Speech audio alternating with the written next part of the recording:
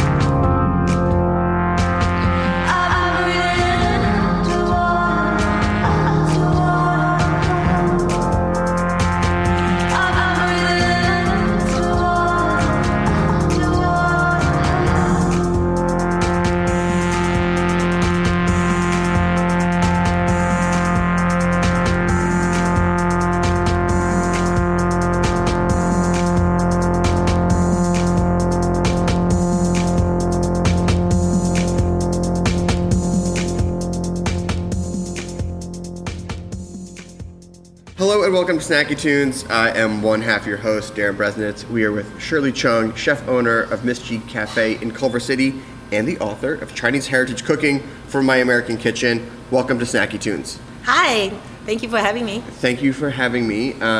Originally born and raised in Beijing. Yep. I saw it wasn't like a TED Talk, but it was sort of like a TED Talk.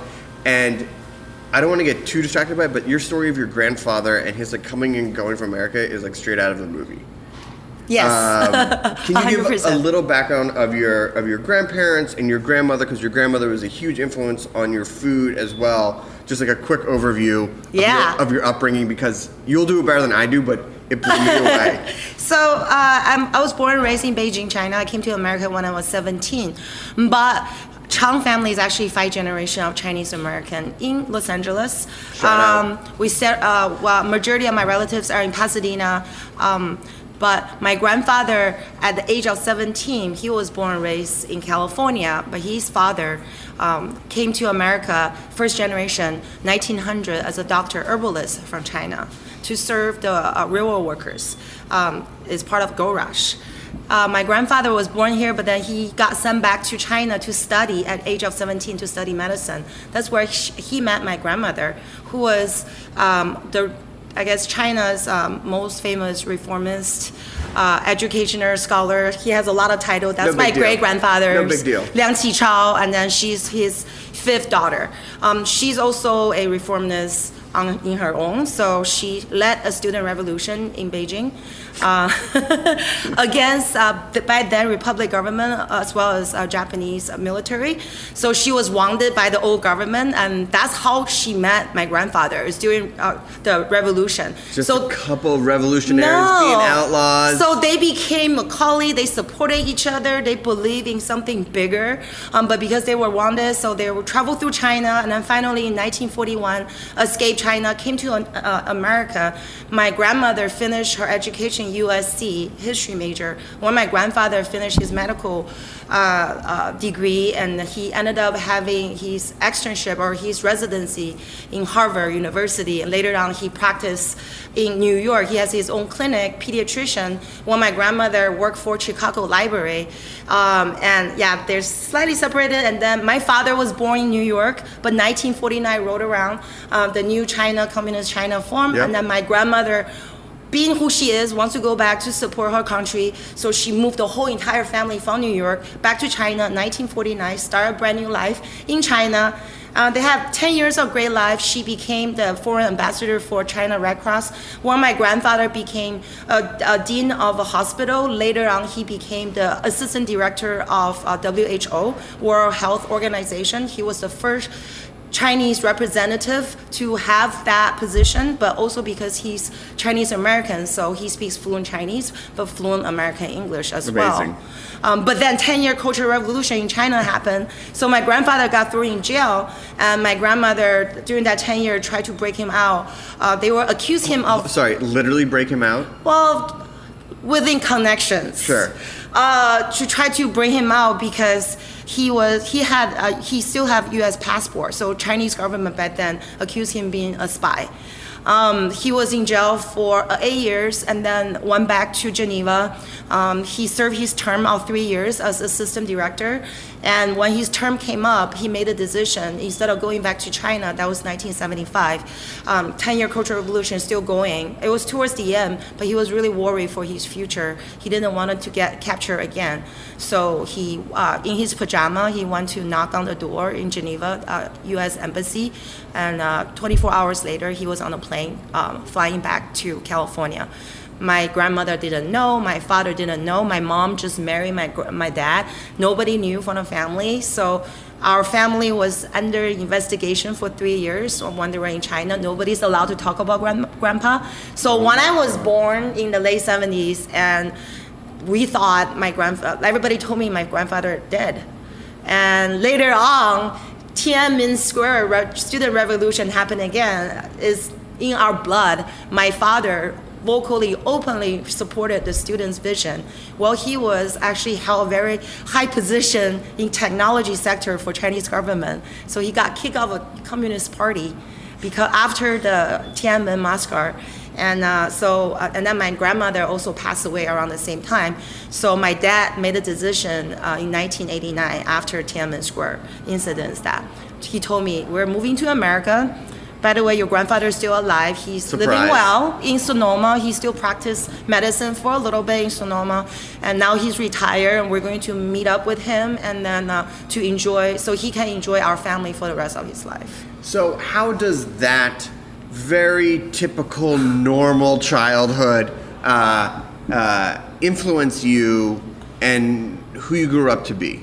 So I definitely think because my family is a very different, we're in Beijing, we're in the heart of Beijing, there's so much tradition, food culture, but at the same time, my family is kind of like a Western family. Yeah. They all educated in America, moved back. Growing up, my typical breakfast is not congee or Chinese donuts. Mine is toast, coffee, milk. We eat butter, we had hot dogs growing up. And my grandmother traveled around the world, and then she believed in to educate me, little me, through food about the world culture. So how would she educate you? She'd be like, this is chocolate, so you should know the Swiss, and they're about neutrality. Yeah, and then she would bring back Coca-Cola and go, this is Coca-Cola from America. In the 1920s, we used to have it in China, but then, after the war, and now we're going to bring this back. And then she will tell me about cheese, where it's made of. So like as a little kid, I will ask for, can I have stinky feet? And she will be like, stinky feet. Oh, you're talking about cheese. I will also, my favorite food, spaghetti. I love chocolate and I love ice cream. And then she taught me we watched Sound of Music growing up, and she also taught me how to sing ABC. And then she always asked me to ask her my favorite food in English. So she will bring it back from her traveling. If I don't ask her in English, she wouldn't bring it back to me. I mean, that's food diplomacy takes on a whole different sort of meaning in your family. But did you feel conflicted? Did you feel that Chinese food was less than or equal to, or did you not see a comparison between the food that was all around you in Beijing and the sort of the wonders of the world that your grandmother was bringing you? No, not at all, because she also brings me to national banquets. So I guess this is sort of like in my spirit, I'm always fearless because I rubbed shoulder with governor when I was at such a young age and eating abalone. I was never ashamed of when it comes to Chinese banquet. There's last piece of abalone. I'll be like, Grandma, let me get that last piece of abalone. Just reaching in with those chopsticks. Yeah, just reaching in. As a little kid, I didn't really care. Like the manner just fly off off my head because I love food. So as a young kid, I was experiencing different textures and then seeing Western wonders, but at the same time see a lot of traditional Chinese dishes and then the imperial banquet style vegetable carving. So I was just so impressed with full world period that I wanted to eat. I want to make things on myself, and like for things that I don't get to have in home normally, but if I ate somewhere outside, and I will try to come back at age 8, try to recreate them, even though I have no clue how to recreate them, but I wanted to recreate them. So you wound up in America in the late 80s, early 90s, and what was it like to move from China and wind up in the States? So I came to the States in 1993. Yeah. It was a big shock, obviously, because even though we studied English, I spoke a little bit, but the culture shock is very different.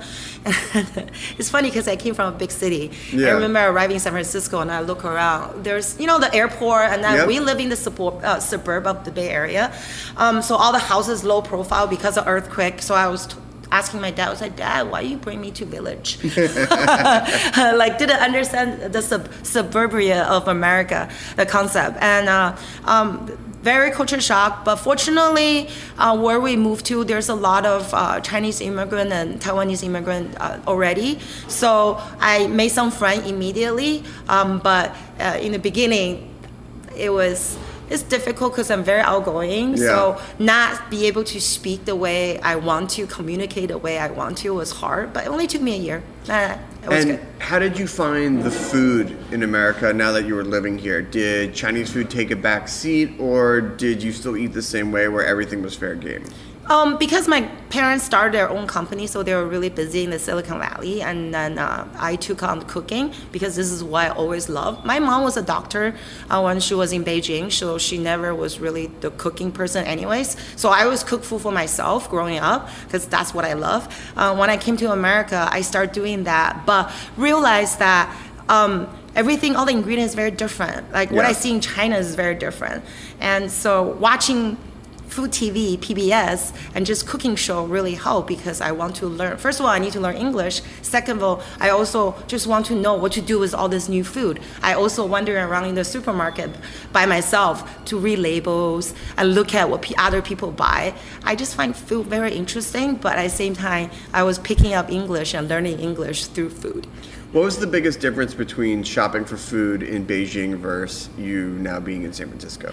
So back then, now Beijing is super modern, just like America. But when I was still in Beijing, you still rely on the smaller, like kind of like a wet market or open market food. You go into in the morning to buy fresh fish, fresh vegetables, and a lot of more bodega style or smaller store in the neighborhood. Where coming to America, everything is so big. I just remember I was like, why is everything bigger? Banana, celery, apple, everything, all the fruits are just shiny. So big and shiny and beautiful and wax. And then I always like very intrigued. In California, the seasons are so different. You see strawberries side by side with apple. Like that's, you don't see back then in China. Beijing is very seasonal, all 4 seasons food. Our diet is very seasonal. So I can't kind of wrap my head around when I see summer food next to winter food together. But then later on I realized this is California. This is what we do. We have tomatoes in December. Yes, we do have tomatoes, and they're great. They're good. So your parents are working in technology. You sort of have this inkling for cooking. When do you start to think about maybe this is a career? Were your parents into that? How did you start moving into cooking in professional kitchens? So I went through the whole normal thing. After high school, I did college, and then my dad wanted me to, I wanted to do pre-med. I love blood and cutting things. And there you go. But I'm horrible at chemistry, so failed twice. And then finally my dad said, just take business so he can take over the family business. I was like, okay, fine. Okay. So I worked in the Silicon Valley for five years. And later on, I met my current husband. We were dating. And then later on, we were seriously dating. I was facing the dot-com bubble bust. And my company was going down. And then my boyfriend or husband was doing really well in his company, his startup. So he said that, why don't you pursue your dreams? Like, why don't you think about what you want to do real? Like, what's your passion about? Marry that man. Yeah. And he's like, I'm sick of you complaining about your high-tech job. You know, like he said, I'm also feel like you're wasting your life away because all you do is buying shoes and buy new cars. That was me. I made a lot of money in Silicon Valley. So I was like, okay. I love to cook, but as a Chinese American, my parents will never let me to think about cooking as a career. So I never thought about cooking as a career. Right. It's always a hobby. So he's like, go check out culinary school. So what? It's a hobby, but you should really take some time off and think about what you wanted to do. Do something you love. I was like, okay. So I went to check out. By the way, that's that American dream right there. Like, oh, you know what? Forget about what your parents want. What do you want to do? What do you love? Yeah, but you never think about it until I'm actually experienced it. So then I went to CCA, which it doesn't exist anymore, California Culinary Academy. Did a school tour. The first half hour, just the smell of the bakery, and then hearing people, the chopping sound, and checking out the butcher room, and seeing them breaking down all those whole animals. I was in love. I was like, I think this is what I want to do. And after that, I just never looked back. I was model students and then wanting to be extern for Thomas Keller and never stopped. Awesome. Well, we're going to take a quick break. We're going to talk about your professional career. We're going to talk about opening your restaurants. We have a musical song from the archives here on Snacky Tunes on heritageradionetwork.org.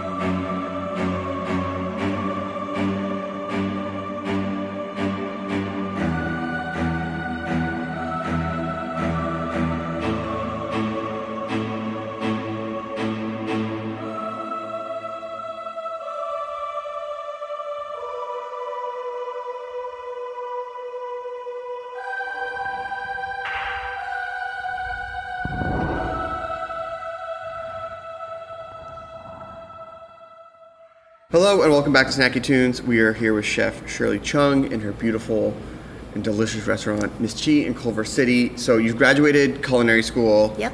How did you get your first externship, and how did you get to work under some of the greats like Thomas Keller and Guy Savoy? So I went to my school was located in San Francisco, and I tried to get into, back then the world's best restaurant was French Laundry. So I tried to get into my externship into French Laundry, sent multiple letters, recommendation letter, nobody really cared.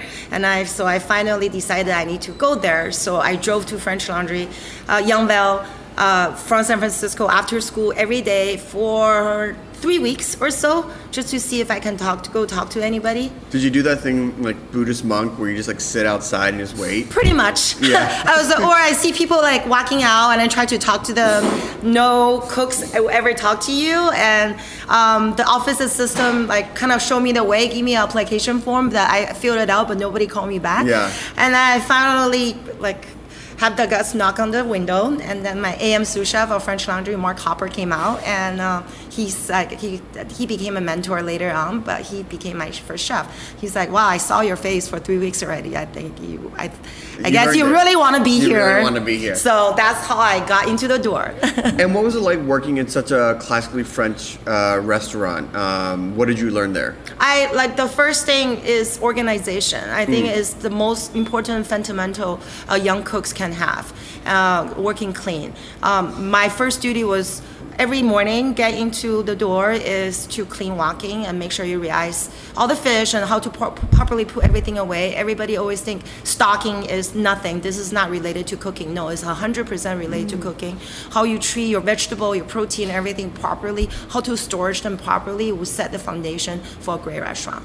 So where was Chinese food sitting inside your brain or in your heart at this time after going through culinary school and working at the French Laundry? Did it have any real appreciation from you? Did you ever consider cooking it, or was it just something that you would make at home? So yes, Chinese food is always something that I will only make at home, because tell you the truth, I'm a little bit not embarrassed, but when it comes to Chinese cuisine, I know so much because there's 8 different regions. I know it's such an art, but I never really went in there. But also, it's kind of like that thinking that when you think about a traditional Chinese cook, they're eating wife beaters, they have a cigarette, they walk, it's very hard work, it's a really rough image, versus when I first came into the culinary world, my first restaurant was French Laundry, and you look at everybody, like their chef coat never get dirty. Never. The floor is so clean that we use toothbrush to clean them that you can't eat food off the floor.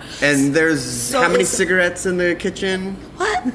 There's no smoking break allowed. Right. So it's like the prestige of French cuisine. Really, for me as a young cook, I was like, this is what I want to do. Like, I want to be the fancy chef. I don't want to be the Chinese chef that kind of like work dirty and just grind it out. That's not what I wanted. So for me, I actually refused to cook Chinese professionally or do anything Chinese for the longest time. And I always joke about it that Chinese cuisine is my weakest cuisine, because I never really learned. It's not until Chino Poblano, which is working for Jose Andres, that's the last time that I worked for somebody.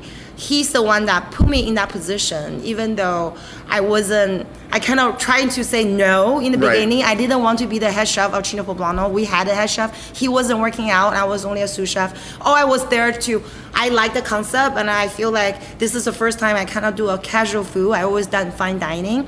And I want to learn about this business because in the future, I feel like this is the price point I want to open a casual restaurant. So that's the reason that I went to work in Chino Poblano. But ultimately, what was it about working there and seeing what we'll call ethnic food in America elevated to a different level? I think it's the freedom. Yeah. A lot of freedom in that. A lot of freedom. Also, Jose is crazy in a sense, right? So even though I tell him, I was like, my Chinese food is home cooking. My Chinese food is what I know. I'm very deep in the culture. I know the culture so much. But that's why I know there's so much more to learn. Are you sure you want me to run your Chinese kitchen or Chinese Mexican kitchen where I don't know any of those two cuisines? I just like to eat them. Yeah. He's like, but you live and breathe them. You know your culture. And he's like, I wasn't looking for traditional Chinese food. You can use your creative and your Western type of thinking with Chinese flavor. Why don't you just do whatever you do? So that's what Chino Poblano came about. And I learned from that, I grew a lot of confidence, and I also learned from one of my sous chefs how to cook a professional wok, because he has 17 years of traditional Chinese cuisine in his belt. And other things like folding dim sums and folding dumplings, that's something that I always know what we do at home. So that kind of grew into what I cook Chinese food. But truly, I found my style of cooking was on Top Chef. I know it sounds very cheesy. Well, let's talk about that, because I feel that being on Top Chef, being on those cooking shows, especially the ones that use professional chefs as contestants, is what gets people known in America and the world. I think it's really tough just to own a restaurant these days and not play that social media game. Yep. But what was it about it? Was it about having to define yourself, to look inward, to sort of say, all right, here's 16 other chefs, what's my unique culinary edge? So I became Top Chef twice. So the first time I said I found my culinary voice is because before I just cook anything. People was like, I said I cook cuisine with no borders. I can cook anything: Italian, French, Spanish, Mexican, Chinese. You throw at me, I cook everything. Which is sort of cooking nothing. Exactly. Yeah. But I also realized that when it comes to competition, when you don't have anything to, you don't have time to think. You just react on your, is your reaction. Oh, I cook this is close to my heart. I use a lot of big Chinese flavors, and then sometimes I use Chinese technique, but a lot of times I use a Western technique to sort of deliver what is the result that what is supposed to be. And on the second time around on Top Chef, I realized my niche is cooking Chinese American food. This is what I want to be for my next step of my career, that I really want to push my culture. And I realize I'm finally comfortable in my skin, that I can come out to say that I'm very proud of who I am. I would like to cook Chinese food that's true to myself and I'm proud of. So that's... When you finally stumbled or came to that moment of being proud and prideful of the food that you make, what was that? Was there more freedom there and what you felt that you could do because you were so excited to share these flavors with your customers? Yes, 100%. Now I really feel like I'm at the place that I feel a lot more comfortable. Before, when people criticize my food saying that, oh, this is not authentic, I always like to be defensive of it. I was like, no, but Northern China of Dalian, they've been using black squid ink to color their dough, so they will make squid ink and fish dumpling for ages. So I'm not doing this because I cook Italian, but I'm actually doing this for Chinese. I used to constantly defend myself, yes. But now I'm like, you know what? This is the way I cook Chinese food. Yeah. This is Chinese food in California. This is Chinese food in America. I'm 100% submerged in this culture. I'm not cooking any region of Chinese food from China. I'm cooking Chinese food for America. Now, when people think of Chinese American food, they definitely think of styrofoam boxes, orange chicken, General Tso, just, also fried, and then even greasy chicken wings even pop in there sometime. How do you define your Chinese American food, and do you ever run into where people come and eat your food and they go, no, I know Chinese American food. I've been growing up and eating that. This is not Chinese American food.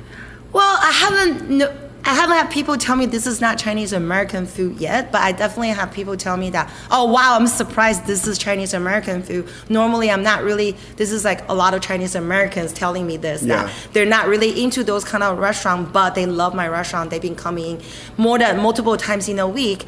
My approach is Chinese food, seasonal, fresh ingredient, just like when I cook Italian, just when I cook French, but with Chinese authentic ingredient sauces from China, using local California American produce and proteins and everything else. So naturally, and at the same time that my kitchen in Miss Chi, we don't have a wok. We cook everything on flat tops on a plancha. So you can still create that char with grilling, with cooking on plancha. It's all about heat control. Right. You don't have to have a wok. Right. A lot of times when you eliminate wok, you eliminate a lot of oil. Yes. Because wok just You know, Just sits. We do oil blanching, you do deep fry, you do everything in the wok. So that's a little bit different approach for my kitchen. So naturally, our cooking is just a lot less greasy because the way we cook. So let's talk about Miss Chi. When did the idea start coming around to open up a restaurant? And it seems pretty much like the culmination of an entire life's experience from, you know, your grandparents to your coming to America to the fine dining, but then also being like, you know what, I really just want to have something that's a little bit casual, but you still have a really great meal. Yeah, so Miss Chi's crazy concept, we open breakfast, lunch, and dinner. Everybody, and then we sell boba tea By the way, and coffee program. And not a lot of Chinese restaurants open for breakfast. No, not at all. But this is what I want to do. Like, I open Miss Chi is a lifetime of what I want to eat. Right. So in Miss Chi, I have boba tea, I have coffee. I love caffeinated beverages. Which chef doesn't? So I'm a real decaf type of chef. What? and then I love breakfast. Chinese, Western, all those sort of things. Just I love eggs. And so everything together, Miss Chi is something that is ultimate Chinese comfort food. A slightly elevated level is everything that I want to eat. That's why I said that when I'm at home, I want to DoorDash or Postmate my own food, because this is the food I will actually crave at home. So now the food that you only cooked at home that you would never share with anyone, that's what's in the restaurant. Yes, it's 100% that. So we definitely, cook at home is everything is very comfort, but we don't cheap out on the ingredient. We have farmers market in front of our door every Tuesday, so we get to pick up fresh produce in front of our doorstep. And working with a lot of different farmers on proteins, and then I work with a hippie farmer in Oregon, do our Pachamama pork for Beijing Zhajiang Mian's pork ragu. It's like we're so blessed. And then making all the dumplings that I used to make since when I was 6 years old, like Beijing style of dumpling, but at the same time get to putting the crazy cheeseburger dumpling that I won a challenge of from Top Chef onto the menu too. So, and I have salt and pepper tater tots because I love salt and pepper pork chop and shrimp. So, but I didn't want to do, this is our sort of neighborhood. I want to do something gluten-free, so I do salt and pepper tater tots, and silly little things like that is everything that I want to eat. It's very interesting because it is American in the sense of that there's no rules, manifest destiny, follow your dream, what makes you happy. But the Chinese part is coming in like, here's the heritage, here are the ingredients, here are the recipes that you grew up with and that you learned from your grandmother, mother, and things like that. Yeah. You have a cookbook now too. Yes. What made you want to distill the recipes and put it into a cookbook? What did you think was lacking as far as Chinese food recipes and cookbooks for the chef at home? I think just in general, when people think about Chinese cuisine, the non-Chinese people think about Chinese cuisine, even the Chinese American that grew up in China, grew up in America, they think it's extremely intimidating because the first thing, you have to buy a wok, buy a bamboo steamer, buy this and da. So people already stop wanting to cook because you have to buy all these things that you to cook one cuisine I or bought one a wok dish. once and I ruined it immediately and never used it again. Exactly, right? So a lot of times people just stop thinking about or wanting to learn about this cuisine because all those restrictions. So I want to be the ambassador of Chinese cuisine in America to teach people how to cook Chinese food without all those limits. So just by teaching people how to heat control, but most importantly, just source their ingredient using the correct sauce to produce authentic flavors. And I really feel like a lot of ethnic cuisine having moments. There's Filipino cuisine. A few years ago, there were Thai cuisine. Yeah. And then Chinese cuisine, Japanese cuisine has always been very popular, became the most popular Asian cuisine in America now. But the most popular ethnic cuisine that people don't even realize is still Chinese cuisine. But people don't think about it. Well, it's ubiquitous. Exactly. It's because it's like pizza. Yeah, it's not.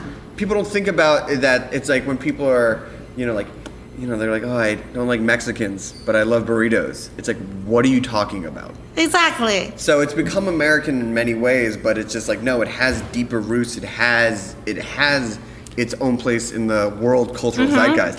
Imagine if someone's grandmother in America came back and brought them like wontons and Chinese donuts and things like that. Yeah, and also you think about a lot of Asian cuisines is all influenced by Chinese cuisine as well. Talk about mapo tofu, right? Talk about ramen. Yeah, so all this you think about ramen is Japanese. No, ramen in Chinese name is actually translated from Chinese word 拉面, which means pool noodle.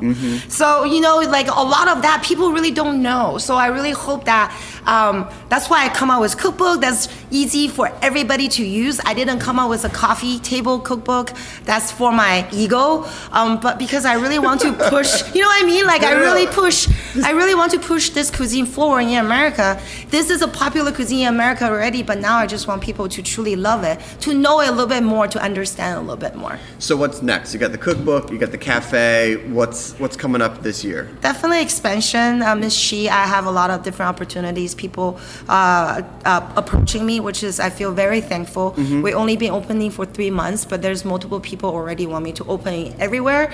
So my next step is slow down a little bit to really look through all the offer. Yeah. I want to grow this brand, but at the same time, I want to push forward Chinese American cuisine in America. Well, we are very lucky to have you doing just that. Thank you. If people want to follow you, if people want more information, where can they go? So they can go on chefshirleycheng.com. That's my personal website, or you can also follow me on social media. It spells CHF Shirley Cheng. Awesome. Well, thank you so much. Can I wait to dip into some dumplings? Of course. Yes, oh my please. God. Yes. I mean, to me, I can eat dumplings at any time. I love dumplings for breakfast, so it's perfect. We have another song from the archives, and then a live performance here on Snacky Tunes on heritageradionetwork.org.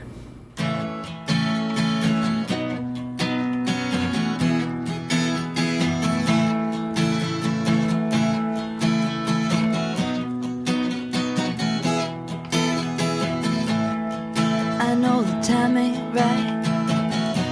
I just wanna believe you're worth the fight, but I gotta take my time before I walk in blind. 'Cause everybody's telling me to watch out. Even I could see there will be fallout. 'Cause you're filling my mind up and down. If you want out, then say something. No, don't you leave me in the dark now. Just say something. Keep waiting and I'm gonna break down.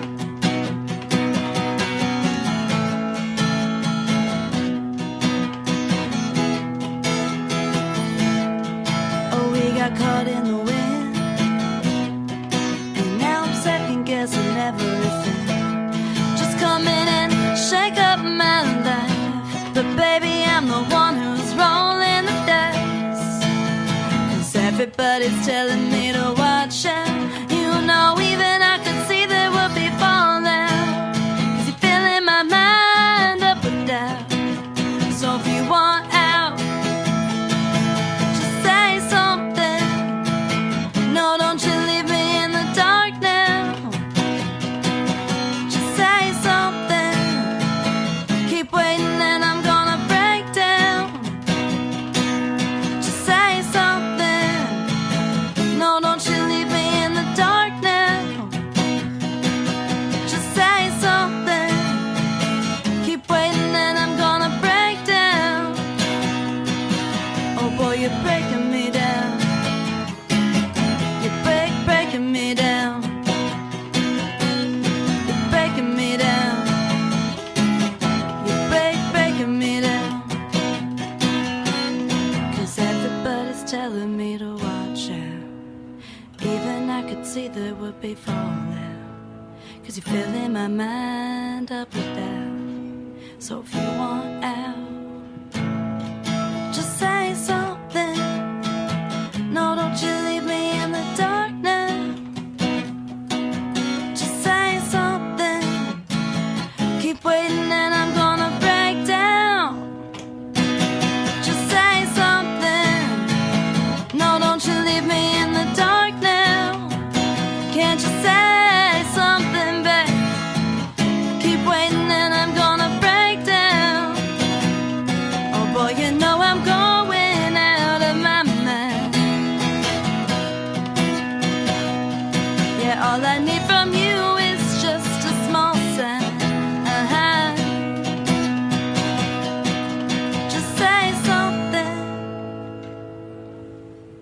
Today's program was brought to you by Emmy Cheese, specialty cheese from Switzerland made with heart and passion. Since the early 1900s, Emmy has been a passionate supporter of farmers, cheesemakers, and family tradition. They believe in sustainable agriculture and respect for the people, land, and animals that make their business possible. Remaining dedicated to tradition, they strive to lead the industry in innovation, ensuring they bring you only the highest quality, best-tasting cheese from Switzerland. Emmy is best known for importing more than 80% of Swiss Gruyere into the United States, but that's not to overshadow their other specialty cheeses, including Kottbulk cave-aged cheeses, Appenzeller, Tête de Monde, and traditional Emmentaler. For more information, visit emmyusa.com. Are you enjoying this podcast? Heritage Radio Network has plenty more. My name is Dave Arnold, and I'm the host of Cooking Issues here on Heritage Radio Network. Every week, I answer listeners' questions on the latest innovative techniques, equipment, and ingredients in the food world. Have a question about hot rodding your oven to make great pizza? Give us a call. Hydrocolloids, sous vide, liquid nitrogen? No problem. You can find Cooking Issues wherever you listen to podcasts and on heritageradionetwork.org. It's so good. That is 100% Greg and mine's total sweet spot for music. Annie, welcome back to the Snacky Tunes. Hi. It's so good to see you. It's so nice to see you. And it's so funny because when Radical Dads, who are so awesome, who are also about to drop a kid. Two kids. So many play dates. Yeah. Yeah. What? No? They're moving. Oh, they're moving? Robbie's moving to California, and then Chris and Lindsay are moving to New Jersey, so I'm just going to cry. Oh, man. I'm just going to stay home and cry. And Heather's in San Francisco? So Heather's in San Francisco. What do I have left in my life? I don't know, just like a handsome husband and two beautiful children. And your music. Oh, yeah. And cooking. So I guess nothing. Welcome back. It's so good to see you. I always love seeing you. But it was funny because I guess you were sitting down when I saw you, and I didn't realize that you're like 2 weeks from dropping this kid. Yeah. And then when I saw you, I was like, she is very pregnant. Yeah. But like in the most beautiful way possible. Oh, thank you. So welcome. Thanks. So happy. Ditto. Solo project. Which was a surprise. It was just on my, I want to say either Facebook feed or Instagram feed or something that I was like, oh, she's doing a song. And I was like, it's a good song. Oh, thank you. Can't Stop, Won't Stop. Can't Stop, Won't Stop. It's like Heather's gone. You can't have a trio and downgrade to a duo without betraying the essence of the trio, so you kind of just have to go it alone. You could start a new group called Heather Moved Away. Heather Moved Away, and I hate it. First song is whatever. So what made you want to do the solo project? Well, it's kind of like I started playing music because I just have always been hypnotized by music. I've always been obsessed with just playing by myself. And I never thought anybody in the whole world would ever want to hear it. And then I've been encouraged over the years to either join bands or was literally forced to join my first band. And then, I came to this place where why am I going to be alone playing synthesizers? There's more to honor the synthesizers that I've been spending so much money on than anything else. I feel like if you have these ideas, you should share them. Yeah. It's like honoring your sushi knife. Oh, yeah. Oh, so I told you about my sushi knife. I went to Kyoto. We were on tour. Au revoir Simone was on tour. I did not know that. Okay, go on. And we're in Japan. And I found, so there's this, I don't know how to pronounce it, but it's Aritsugu or something. There's like a very famous sushi knife place in Kyoto. But then apparently that's just like the tourist trap one. Okay. But there's this dude who's like 90 years old. And I had to take a taxi really far out of town. He is right across from this temple. So I guess a lot of people go there. But he doesn't speak English. And you have to he makes these knives. He forges these knives in his backyard and sells them to anybody who wants a knife. And you got one. I got one. And it was great because I'm mostly vegetarian, so I mostly cut up vegetables, and we were drawing pictures and miming. He taught me how to sharpen the knife. I don't know. It was great. And ever since then, I've been obsessed with this knife. It's so sharp. So sharp. Those cucumbers, so thin. So thin. So thin. Do you want to play a song for us? Yeah. What do you want to play for us first? I guess I'll play Breathing Underwater, even though you already played it at the intro. Yeah, but that was a recorded one. Put a little live. This is different keyboards. Okay. Are you all set up with your microphone and everything? Do I have to do anything? Let me see. Let me just check. Oh, you're good.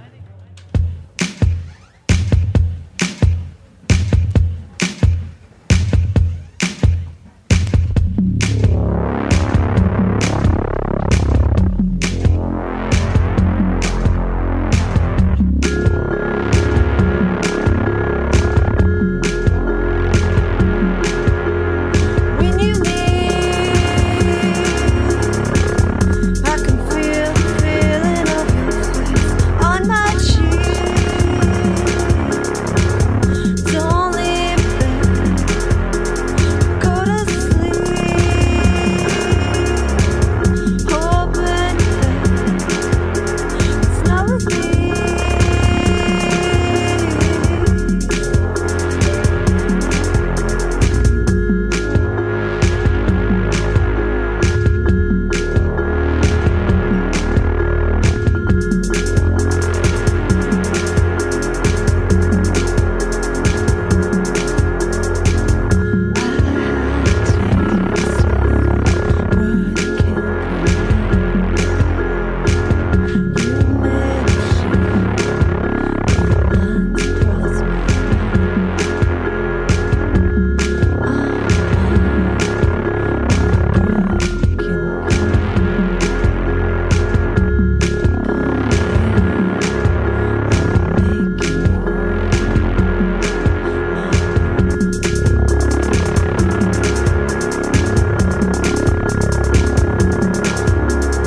When you leave, I can feel the feeling of your face on my cheek. Don't leave there, go to sleep, hoping it's not with me.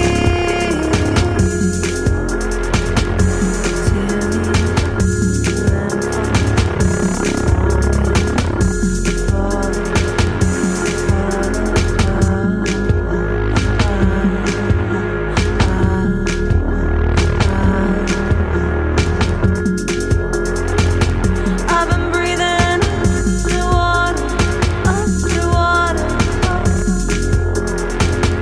I've been breathing underwater, underwater. I've been breathing underwater, underwater.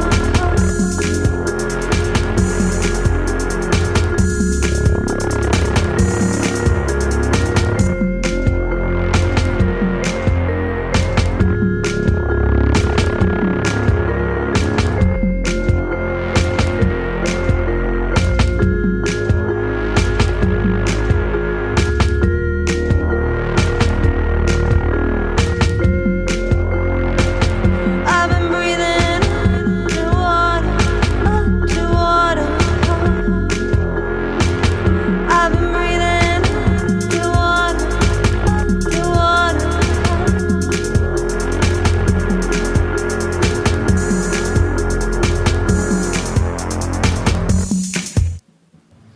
Woo!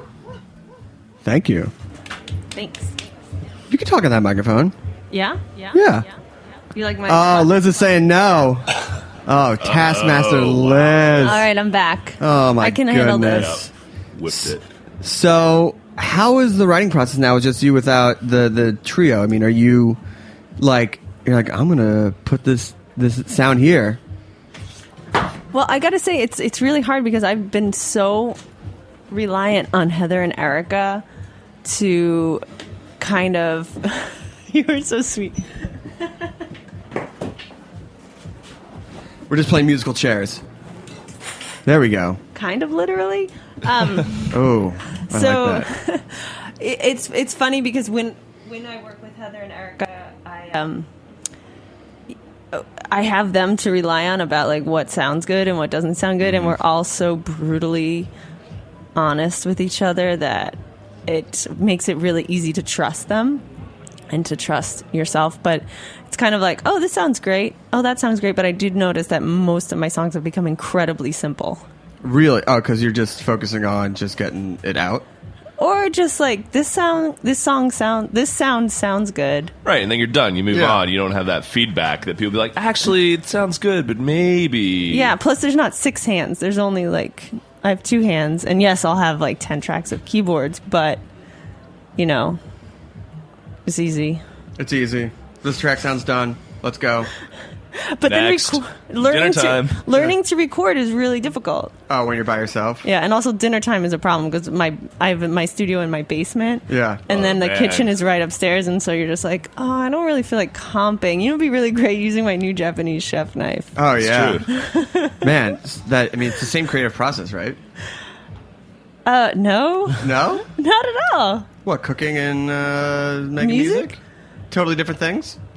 Well, I mean, I guess they both require creativity and ingredients. Okay, I'm starting to see the analogy. I don't really see it. I think it was bad, and he's trying to save it. Oh, man. Let's leave the cooking to the chefs. Man, we have been trying to just draw this analogy between food and music for like 7 or 8 years. Okay, This so does you not got work. your ingredients. Okay. And if you don't have quality ingredients, it's not going to work out. Right, and if you don't have quality synthesizers, you're not going to make a hot track. Yeah, but some of the Exactly. best music I've ever heard has been made on like really bad equipment. That's true.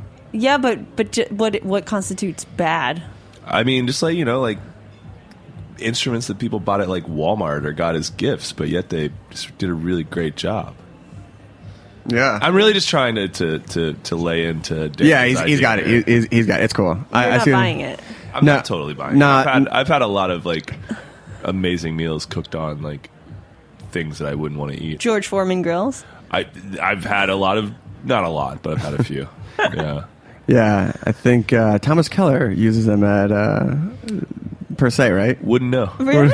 Wouldn't know. I'm just kidding. But, I'm just kidding. but Timmy down the hall in college really Oh, yeah. used it, and he was great. Timmy Keller. Never mind. So the writing process is a little different. Do you enjoy the solo process and just like figuring, like seeing where your brain takes you with not being edited? I mean, it's cool because I think the schedule really suits my life. It's like, okay, I have 45 minutes at night now that I have a kid to like get stuff done. So it makes rehearsing and writing a lot more free because I feel like I can just do it without having to run it by anybody, so I can do it on my own time. Whereas before we would have to schedule something where we would all be around. And we mostly did our writing collaboratively, so you know, that takes a while. This is just more simple. But I do miss them. Oh, they're amazing women. I know. Yeah. It's weird. It's okay, but I'm getting used to it. yeah. Maybe you can start like a family band, like the Trachtenbergs. Do you feel like that's I mean, no, I don't know about the Trachtenbergs. I don't know them personally, but do you feel like that whole concept is kind of like child exploitation? Like, I try not to have Henry on any of my public persona things. I heard Henry actually didn't want to be on your tracks. That's what I read. That's what I read in the trade. But I feel like it might be like taking advantage. you don't want to do like a Blue Ivy track with Henry, with the new one. No, not really. But you know what Henry is really good for? He is just as brutally honest as Heather and Erica. Really? Yeah, like Breathing Underwater, he loved. He wanted to hear it all the time. I looked at my iTunes. I had the demo played like 87 times Oh, wow, from playing that's it a in the lot. car for him. Number one with a bullet, right? No. But were there other tracks where he's like, "Mom, no"? Yeah, he'll if I play one that's like kind of a downer, he's like, "That's too boring." Ooh, way harsh. I know, it's I mean, great kids though. they're Oh, yeah. honest though. It's kind of like nice to hear it. It's refreshing. Yeah, I'm really into it. All right, can we hear a track that he likes? Yeah. Okay, what is it? This one doesn't have a name yet. Can we call it Henry's song? It's about my this guy I was sleeping with in high school. Let's definitely not call it Henry's song. Okay, well this one goes to. Do you want to say his name? No. Well, he was cheating on his girlfriend. You were in And high he was school. like, if you sleep with me, I'm going to totally break up with her and go out with you. And then I did, and then he didn't, but we still kept on sleeping together. Still friends. No. Godfather. Henry's Godfather. No. Here we go. Annie Hart again live here on Snacky Tunes.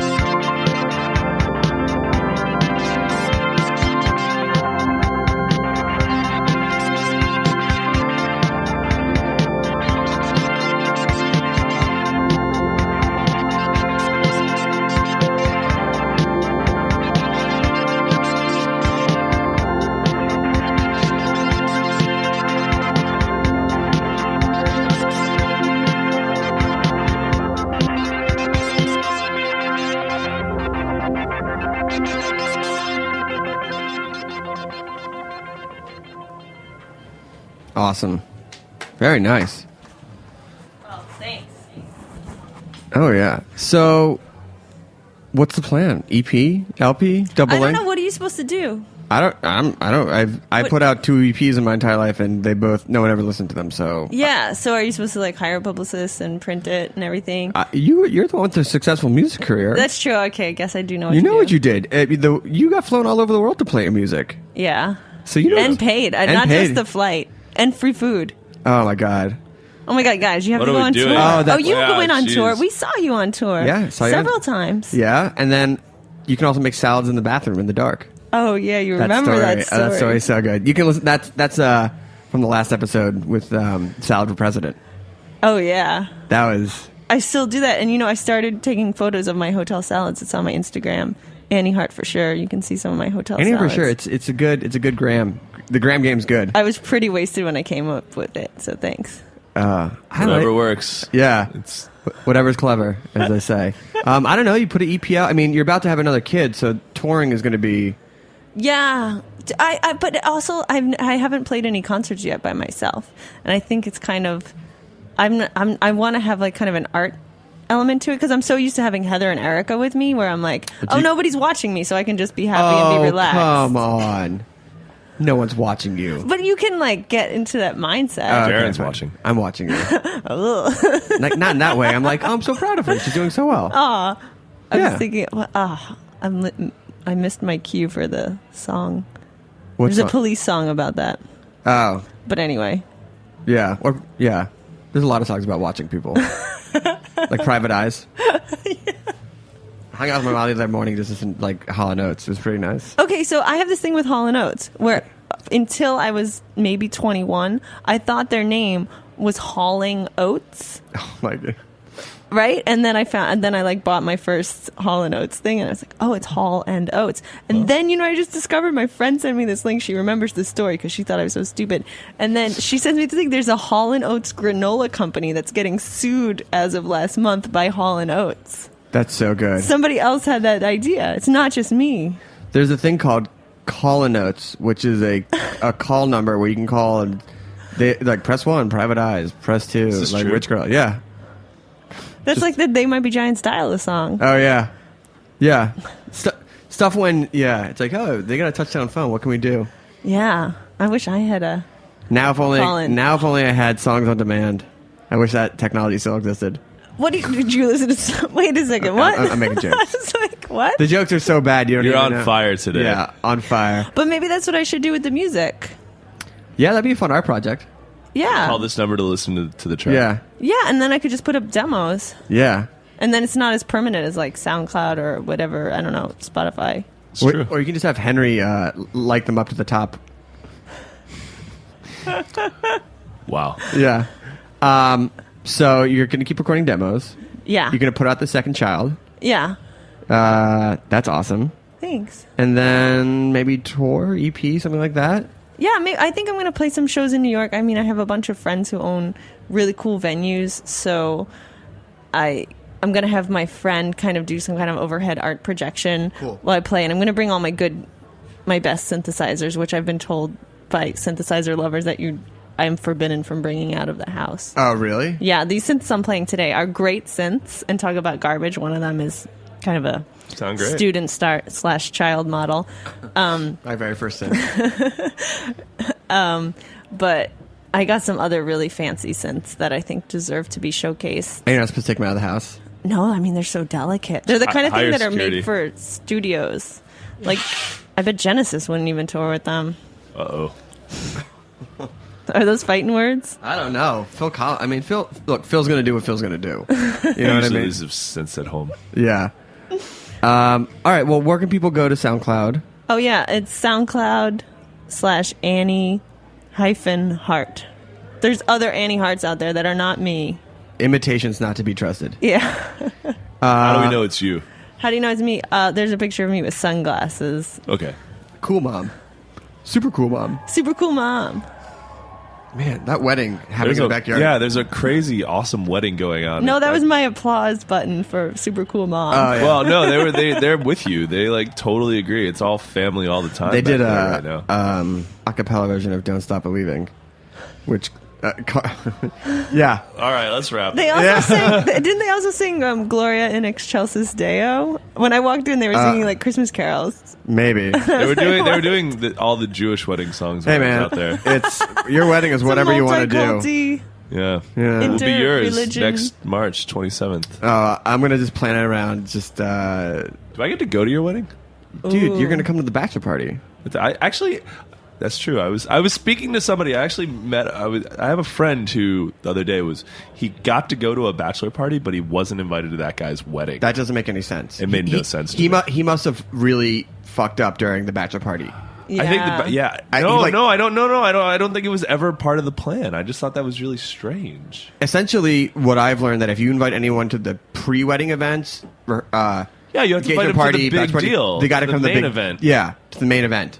Yes. I want to know what that was. I'll tell you a little bit more about it offline. Oh, okay. Wow. No, you'll be coming. And there's an Great. engagement party. We're gonna go to Montreal. It'll be fun. I can't imagine what going to Montreal with you might be like. Yes, you can because we did it, and it was deliciously decadent, if you will. It was crazy. Poutine forever. I know it was the craziest blizzard I've ever experienced. We drove into Montreal the day after the largest single snowfall. And ever. for Montreal, that's a lot. Wait, so it happened the day after? No, and the you day still we went? drove in the day before. Oh, the day before. And we were driving around, and we eventually just had to shovel out a parking spot. We were like driving. We got in like 1 at night, and we went and got like God, so much shoveling dozen snow hot that weekend. Dozen hot Saint Victor bagels, and then Ooh, yeah. We were living. The place we had was equidistant from Fairmont and Saint Viator. Oh my god, I used to live like right around in that area. Very lucky. Very lucky. Yeah, I know, and we would just every day try out each different bagel and decide which one is our favorite. But Let's I can't see. Today I'll have a remember. sesame, and then tomorrow I'll have a sesame, and then the day after that I'll have a sesame. And they're so small. It's like you can just eat as many as you want. Oh, yeah. They don't even count as bagels. No, not like these behemoth New York ones. No. We don't have enough time to talk about New York bagels. We can do a whole Montreal edition of this show one day. Yeah. You know Oh what my I'm God. looking for in New York? Hot pretzels. When are we going to start the gourmet hot pretzel brigade? I don't know. I think people still are bummed on carbs. Right? No. I don't know. I think People there's a love carb backlash. I don't know. Hot pretzel and mustard bar would be phenomenal. It's true. Doing sandwiches. They used to you ever go to Philly and they have like sort of like the figure eight pretzels, and you cut those in half and you make that's your bread for a sandwich. No. Did I just explode your mind? You know, everybody's always like, oh, Philly's the next Williamsburg. And now I'm Not true. kind of... Not true. Right. Well, obviously it's Thank not true, God. but now, aren't you like intrigued a little by Philly? I grew up in I Philly. love Philly. Oh, I you love grew up in Philly. Philly. I love it. Philly's wonderful. It's no sixth borough. Well, we know the New York Times keeps telling me It keeps all telling- day, every day, that the sixth borough is Los Angeles. Yeah. Oh yes. So there was another article today about New I Yorkers saw. packing up and I going to saw Los that, Angeles. but Who you know does that? Who packs up and moves to All LA? my friends, because I don't I'm know. like... Maybe you jerk. Whatever. Have fun. Take your beard out there. Take your beard out there. Go say hi to everybody. I'm always like, oh, I haven't seen you in a couple months. Let's hang out. Oh, I'm in LA. If Constant. you have full permission to punch me in the face if Travis and I buy matching fedoras. I'm not going to punch you in the face. Whatever. Just have fun. Just have fun. Have fun in that fedora. Maybe I'll get a bucket hat. I don't know. So many options. You're definitely getting cargo pants. We're a KFC bucket. Yeah, definitely getting some cargo, pants, shorts. some Tevas. Oh yeah. Guess what? My toes are gonna get so tan out there. Such a jerk. All right. Well, we have time for one more song. Oh, really? Do you not want to play one more song? I mean, I could. Well, you're not. It's kind of a downer song. That's fine. Is that okay? Yeah. We'll just tell Henry not to listen. I want to thank you. Thank you to Brutal Mag, Joe and Nick, Feeding the Fire. And on May 12th, we return for our 8th season of the Barbecue Blowout. We have the wonderful boys of Greenpoint Fish and Lobster Co. Shout out Adam and Vinny. Shout out to those two guys doing grilled fish tacos with Gustavo Solsa. And Gustavo's going to be on Snacky Tunes next week. And we have the wonderful men of Turing Machine, Justin and Scott, throwing the decks down. It's a good tradition. It's the kickoff to summer. It's a kickoff to summer, May 12th. Ticket sales are actually really awesome. So They you should be. You can I go to totally expect to be. heritageradionetwork.org and look for the Barbecue Blowout poster. Or if you go to BBQ Blowout May 2015.eventbrite.com. Nobody's going to remember that. Just go to heritagenetwork.org and you can see the poster. Liz is thumbs up to that, shaking her head at the other stuff. She's really just like the man today. She was like, wait, if I just speak to them with a voice of authority, they're going to do whatever I say. We're like, yes, Liz. I'm sorry, Liz. I'm sorry. I'm so sorry. What? Oh, my God. Psyching me out. Well, Annie, thank you so much. Carter, thank you as always. Pleasure. Shout out to the fam. Shout out to Anna. We'll see you next week, and enjoy the summer. Here we go.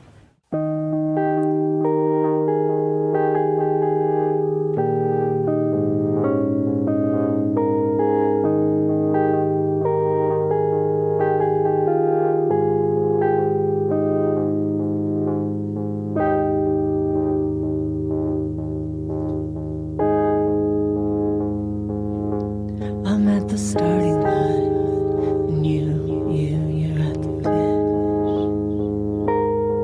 I'm at the starting line, and you're at the finish. I'm at the paper pull, my hands are so full. I'm at the paper pull, my hands are so full.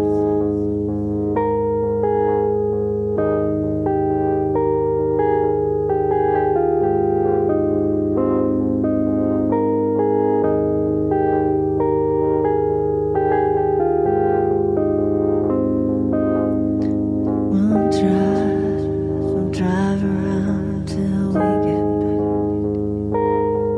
and we'll slide it through into a paper bag.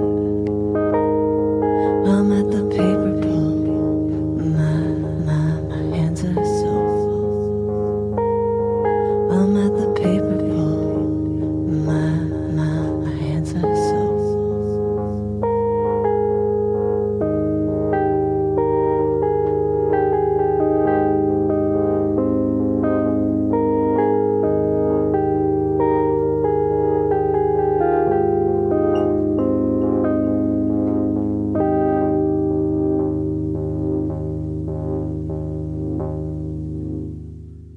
We talk about food, we talk about music with musical dudes.